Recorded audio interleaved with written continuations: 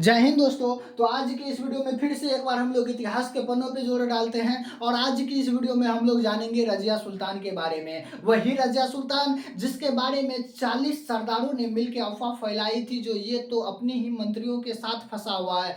वही रजिया सुल्तान जो पंजाब जाता है युद्ध करने के लिए और युद्ध के मैदान में ही उन राजाओं से शादी कर लिया जिनके साथ गया था युद्ध करने के लिए। आखिर में क्या हुआ रजिया सुल्तान के साथ, जो युद्ध के बाद जो है उनकी तो डोली आने वाली थी क्योंकि उन राजाओं से शादी कर लिया, लेकिन राजा और रजिया सुल्तान दोनों की जो है अर्थी वापस आई दिल्ली में वापस। तो आखिर में क्या हो गया था बीच में रजिया सुल्तान के साथ, आज की इस वीडियो में हम लोग पूरी जानकारी प्राप्त करेंगे रजिया सुल्तान के बारे में। उनसे पहले जो भी दोस्त हमारे चैनल पर न्यू आए हैं चैनल को सब्सक्राइब कर दीजिए और बेल आइकन को प्रेस कर दीजिए ताकि इतिहास से रिलेटेड अगर कोई न्यू कंटेंट बनता है तो उसका नोटिफिकेशन आप तक जल्द से जल्द पहुंच जाए। दोस्त अगर हम लोग रजिया सुल्तान की अगर बात करें तो रजिया सुल्तान जो था वे इल्तुतमिश की बेटी थी। इल्तुतमिश अपने ही जीवन काल में जो है अपनी बेटी को उत्तराधिकारी नियुक्त कर दिया था गुलाब वंश की, क्योंकि इल्तुतमिश जानता था जो उसका जो भी बेटा है वे शासन करने की लायक नहीं है और अयोग्य है, जिस कारण से उन्होंने ही अपनी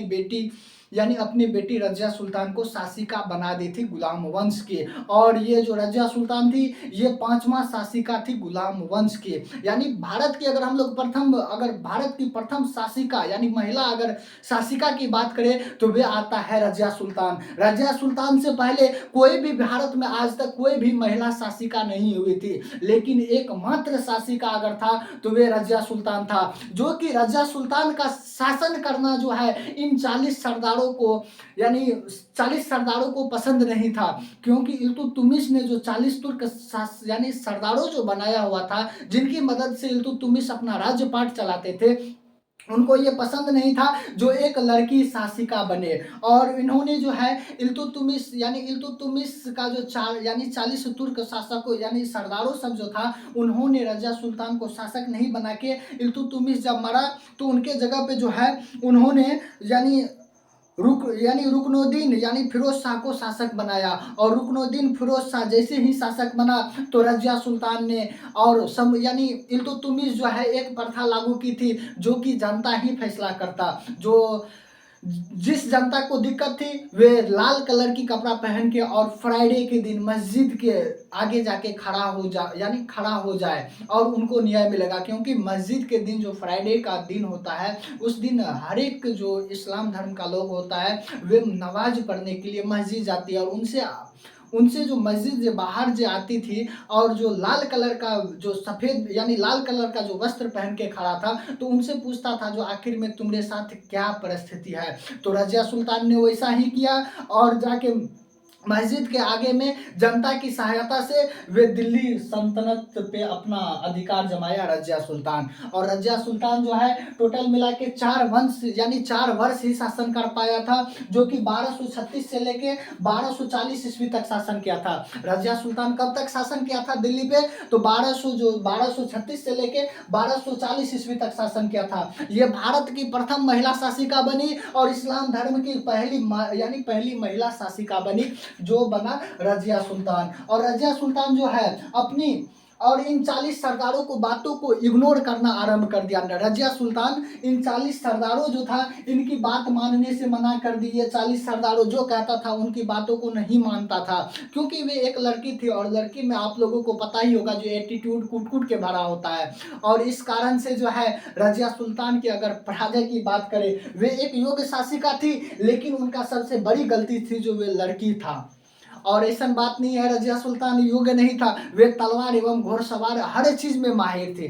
बट एक राजनीतिक और कूटनीतिक में बहुत ही ज्यादा फर्क होता है, क्योंकि एक महिला जो होता है ना किसी इंसान पे जल्द ही विश्वास कर लेता है और विश्वास से करने से जो होता है वे महिला किसी भी इंसान की जो है ना एक ही शक्ल देख पाती है, जो कि हर इंसान में 2 शक्ल होता है। और ये रजिया सुल्तान ऐसा ही किया और उन्होंने जो है पूरा अपनी विश्वास जो है वे मलिक याकूत पे किया और मलिक याकूत को अपना उत्तराधिकारी बनाया रजिया सुल्तान। जो कि ये 40 सरदारों ने जो था मलिक याकूत से जो संबंध बना हुआ था और इनको जो उत्तराधिकारी नियुक्त किया तो इन 40 सरदारों ने पूरी दिल्ली सल्तनत में जो है ढिंडोरा पिटवा दी, जो ये जो है मलिक याकूत जो है रजिया सुल्तान से फंसा हुआ है। और ये जो है रजिया सुल्तान से फंसा हुआ है और पूरी जनताओं में आक्रोश मच गई। और यानी ये देखने के लिए आतुर हो गया जो मलिक याकूत जो है रजिया सुल्तान से सच में फंसा है क्या। लेकिन ऐसा बिल्कुल भी नहीं था और रजिया सुल्तान मलिक याकूत को बस एक उत्तराधिकारी नियुक्त किया था। लेकिन इसमें जो है ना बातचीत एवं हर चीज का जो होता है ना एक लिमिटेशन में रहना चाहिए, लेकिन ऐसा नहीं किया। लड़की लड़की थी, उन्होंने अपना एटीट्यूड दिखाया और सबको यकीन हो गया जो ये मलिक याकूत से यानी फंसा हुआ यानी लव करता है। लेकिन ऐसा नहीं था। अब मलिक याकूत जो था वे अश्वशाला का प्रधान था। मलिक याकूत कहाँ का था, तो अश्वशाला का प्रधान हुआ करता था, जो कि इसका उत्तराधिकारी बना। और मलिक याकूत जो है वे यानी मलिक याकूत जो है वे रजिया सुल्तान का उत्तराधिकारी बना और सबको अफवाह फैला दी गई थी जो मलिक याकूत रजिया सुल्तान से फंसा हुआ है। उनके बाद यानी तर्ब हिंद में जो है यानी भंटिका पंजाब का एक यानी इक्तेदार था। इक्तादार किसको कहते हैं, तो इक्तादार यानी इक्तादार इल्तुतमिश ही प्रचलित लाया था यानी प्रचलन लाया था, जिसके बदले में जो है इक्तादार को वेतन के बदले जो भी उनके दरबार में काम करता था उसको वेतन के बदले जो है जमीन दिया करता था। और एक इक्तादार था जो कि तरवेल हिंद भांटिका पंजाब का था और वे इक्तादार का नाम था मलिक अल्तुमिया। मलिक अल्तुमिया जो है ये जो है रजिया सुल्तान में अधीनता स्वीकार नहीं की। बोला क्या जो हमारा यानी जमीन है और हम अलग ही राजा बनेंगे। लेकिन ये जो है रजिया सुल्तान इनको नहीं छोड़ा और मलिक अल्तुमिया पर आक्रमण कर दिया।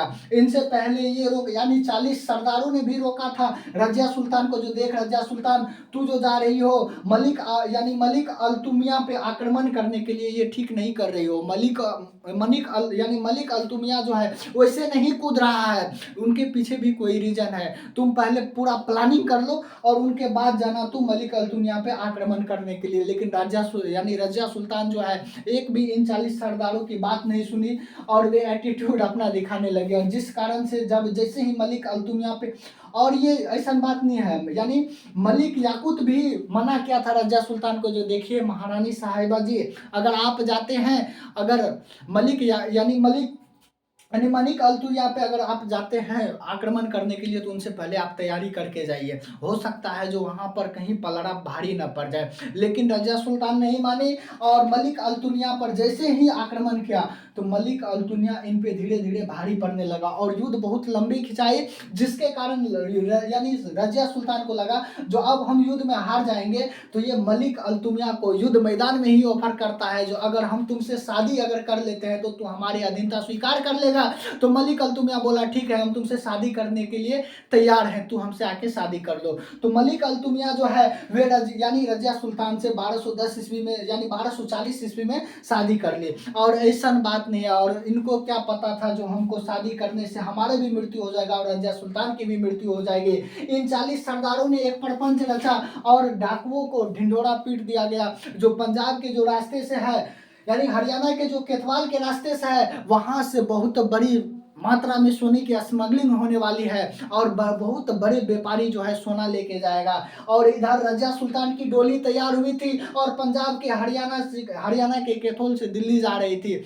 बट हुआ क्या, बीच में इनकी पलड़ा डाकुओं से पड़ता है और उनको डाकुओं को भी ये पता नहीं था जो रजिया सुल्तान जो है उन रास्तों से जा रहा है और वे एक महारानी है। वे सोचा जो कोई जो है व्यापारी अपने सोना लेके जा रहा है पूरी तैयारी के साथ। और डाकुओं ने जैसे ही रजिया सुल्तान पे आक्रमण की तो रजिया सुल्तान और उनका पति जो था मलिक अल्तुमिया दोनों को मार दिया। डाकुओं किनको किनको मार दिया, तो रजिया सुल्तान और यानी मलिक अल्तुमिया दोनों को मार दिया। जहां पर डोली जा रही थी वहीं पर अर्थी जाना आरंभ हो गया।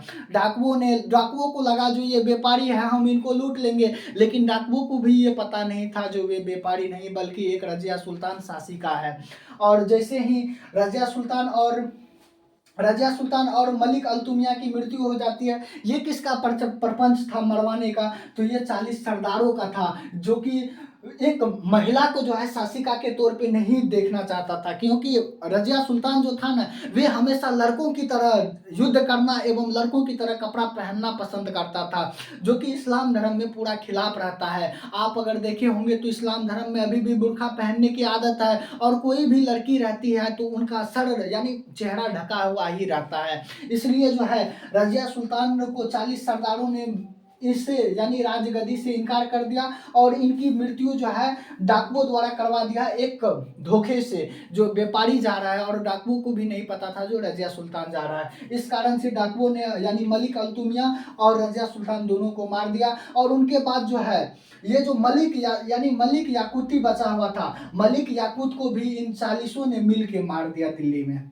क्या क्या, मलिक याकूत को भी मार दिया। उधर तो रज़िया सुल्तान और मलिक अल्तुमिया तो मारा ही, और मलिक याकूत जो कि अफवाह फैलाया हुआ है, जो रज़िया सुल्तान का यानी प्रेमी है, यानी रज़िया सुल्तान का जो है यानी रज़िया सुल्तान से फंसा हुआ है, इनको 40 सरदारों ने मिलकर मलिक मलिक याकूत को मार दिया। और उसके बाद जो है इन 40 सरदारों ने यानी बहराम शाह को 1240 ईस्वी से यानी 1240 ईस्वी में शासक बनाया। किसको? तो इन 40 सरदारों ने बहराम शाह को शासक बनाया, और यहाँ से फिर से शासन स्टार्ट होता है। और अब कल की वीडियो में हम लोग पूरी जानकारी प्राप्त करेंगे फिर से बहराम शाह की, यानी बहराम शाह की, और उनसे आगे जो है अलीउद्दीन महसिद शाह, और उसके बाद नरउद्दीन शाह, और बहुत यानी ऐसा ना आए। उसके बाद बलराम आया, और कई सारे शासक आए गुलाम वंश में। कल हम लोग नेक्स्ट वीडियो में हम लोग पूरी जानकारी प्राप्त करेंगे। चलिए दोस्त, आज की वीडियो बस इतना ही रखते हैं। आज की वीडियो में हम लोग क्या पढ़े, तो रज़िया सुल्तान के बारे में जाने, और रज़िया सुल्तान के ही इतिहास के बारे में जाने। जहाँ पर एक डोली जा रही थी वहीं पर कब कब्र यानी कब्र खुदवा गया, वे तो आप लोग इस वीडियो में जाने ही होंगे। और क्या था रज़िया सुल्तान और क्या से क्या हो गया। चलिए दोस्त, मिलते हैं नेक्स्ट वीडियो में। प्लीज़ चैनल को सब्सक्राइब कर लीजिए। आज के लिए बस इतना ही।